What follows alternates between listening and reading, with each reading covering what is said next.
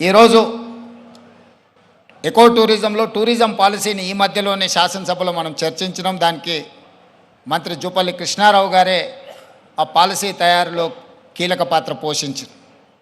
రాబోయే కొద్ది రోజుల్లో టూరిజం పాలసీని తీసుకొచ్చి టూరిజం పాలసీలో ఎకో టూరిజంను ప్రోత్సహించాలని ఈరోజు మన ప్రభుత్వం ముందుకు వెళ్తున్నది.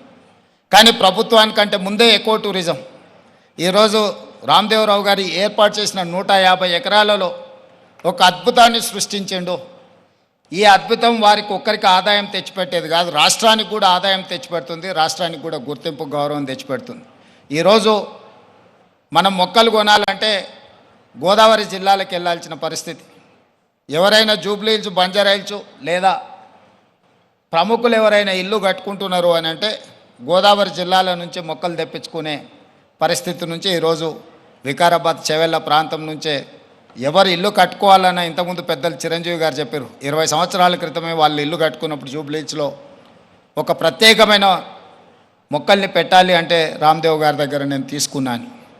ఇది ఇంకా అభివృద్ధి పదం వైపు నడవాలి. ఈరోజు ఇక్కడ జరిగిన అభివృద్ధి ఇక్కడ మన కళ్ళకు కనిపిస్తున్నది 30%. నేను అనుకోవడం ఇంకొక సంవత్సరంన్నర తర్వాత ఇది ఒక అద్భుతమైన పర్యాటక క్షేత్రంగా మారుతుంది అనడంలో ఎలాంటి సందేహం లేదు. ఖచ్చితంగా ఇది ఆ దిశగా రాణిస్తుంది. ఇక్కడ మేము కొంతనే చూసినాం, మిగతా ఏర్పాట్లు కూడా అద్భుతంగా చేస్తున్నారు. దీంతో పాటు ఇంతకుముందే మా యాదయ్య గారు చెప్తున్నారు, వికారాబాద్కి హవా లాఖో రూపాయి కా దవా అని. వికారాబాదులో ఉన్న అడవిని ఆనాడు నిజాం సర్కార్ మెడిసినల్ ప్లాంట్స్ పెట్టి మీకు మొత్తం తెలంగాణ రాష్ట్రంలో ఉండే టెంపరేచర్ కంటే చిరంజీవి గారు వికారాబాద్ అటవీ ప్రాంతంలో 2-3% టెంపరేచర్ తక్కువ ఉంటుంది.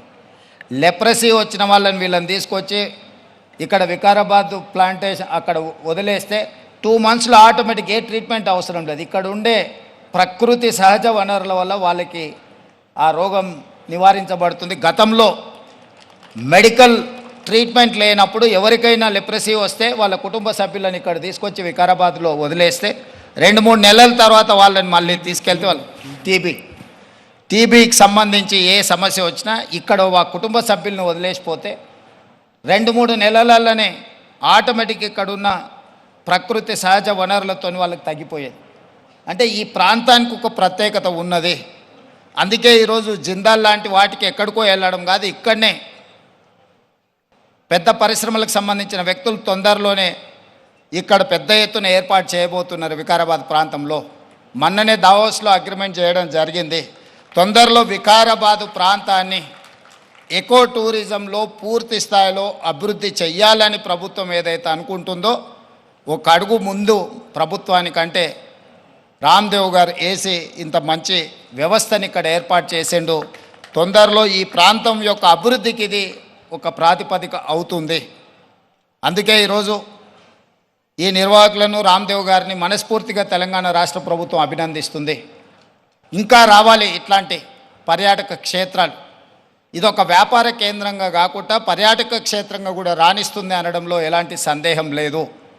ఈరోజు నాతో పాటు చిరంజీవి గారు, సీఎం రమేష్ గారు, మా మంత్రులు, శాసనమండలి సభ్యులు, శాసనసభ్యులు అందరూ రావడం, ఇట్లా కార్యక్రమం రోజువారీగా ఎన్నో రాజకీయ కార్యక్రమాలలో పాల్గొంటుంటాం. కానీ ఈ కార్యక్రమంలో పాల్గొనడానికి ఒక ప్రత్యేకత ఉన్నది. ఈ ప్రత్యేకత రాష్ట్రం యొక్క ఆలోచనకు అనుగుణంగా ఉన్నది. ఈరోజు రాష్ట్ర ప్రభుత్వం ఏదైతే ఎకో టూరిజం పాలసీలో ఇలాంటి పార్కులు మేము డెవలప్ చేయాలనుకుంటున్నామో రాబోయే రోజుల్లో ఖాళీ వరి పండించడమే కాదు, ఇతర కమర్షియల్ క్రాప్స్ వైపు ఈరోజు ప్రకృతి వనాలను పెంచడానికి కూడా రైతులను ప్రోత్సహించడానికి ప్రభుత్వం వైపు నుంచి ప్రణాళికలు ఉన్నాయి.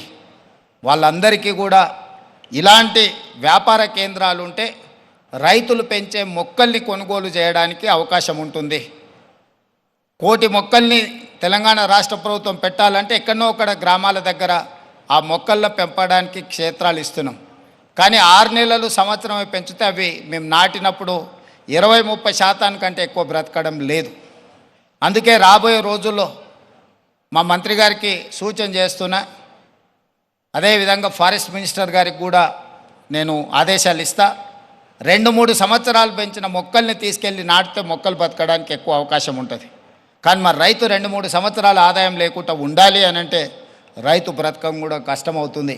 అందుకే దానికి తగ్గట్టుగా ధర చెల్లించి రాష్ట్ర ప్రభుత్వమే కొనుగోలు చేసి రాష్ట్ర ప్రభుత్వం నాటే హరితహారం మొక్కల్ని 3 సంవత్సరాలు 4 సంవత్సరాలు పెంచిన పెద్ద మొక్కల్ని నాటితే అది ఒక్క సీజన్లో మనం కాపాడుకోగలిగితే చాలు, అది తప్పకుండా చెట్టుగా వృక్షంగా మారే అవకాశం ఉంటుంది. అందుకే రాబోయే రోజుల్లో ప్రభుత్వం యొక్క విధి విధానాలను చర్చించుకొని వాటిని సవరించుకొని తెలంగాణ రాష్ట్రాన్ని ఒక ప్రకృతి వనంగా మార్చాలని